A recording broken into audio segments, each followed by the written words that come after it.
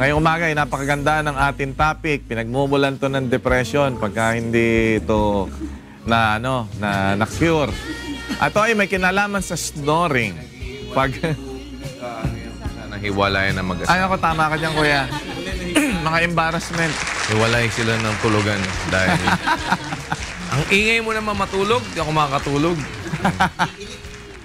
Yeah, ano ba yung snoring na yan? Ang snoring ay isang noise na sanhi ng vibration ng mga loose muscle tissue sa nasal cavity at throat.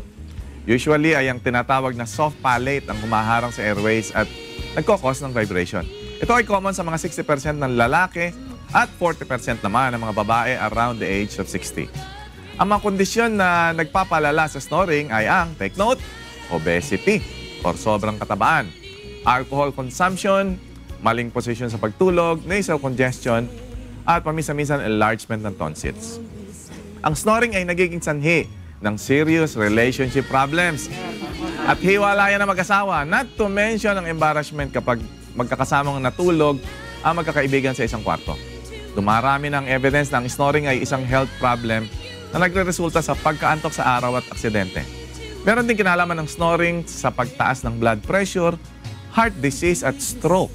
Ang simple snoring ay pwedeng mag-develop sa tinatawag na sleep apnea na completely na na-obstruct ang airways habang natutulog.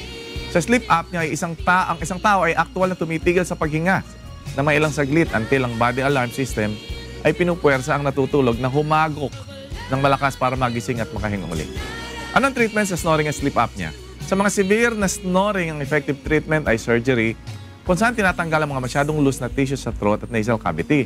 Nagkakaroon din ng mga peklat sa area ng surgery at ito ang nagpapatighten sa mga tissues. Isa sa bagong treatment sa snoring at sleep apnea na ngayon ay nakakuha ng interest ng mga researchers ay ang singing. Singing to cure snoring. Paano nakakatulong ang singing? Sa regular na pagkanta ay nade-develop ang muscle control sa soft palate at throat. Itong mga muscles na ito kapag lumalata ay nagkakos ng snoring. Napatunayan ang regular vocalization exercises at pag-awit ay nilalabanan ang paglusin ng mga muscles sa soft palate at throat. May mga special na exercises na na-develop ang ilang voice teachers na nakafocus sa pag-strengthen ng soft palate at throat. Sa mga overweight na umihilik, hindi naman kayo papayat agad o matatanggal ang taba sa lalamunan if you do the vocal exercises.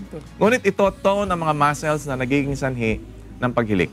If you do the vocalization exercises at singing activity araw-araw over a period of 3 months, ay tiyak na makakakita ng improvement.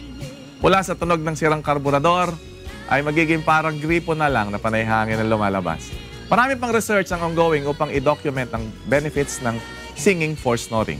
You may wish to visit ang isang website, www.singingforsnoring.com upang makakuha ng adisyonal na impormasyon. At yan po ang ating Sing for Health update sa umagang ito.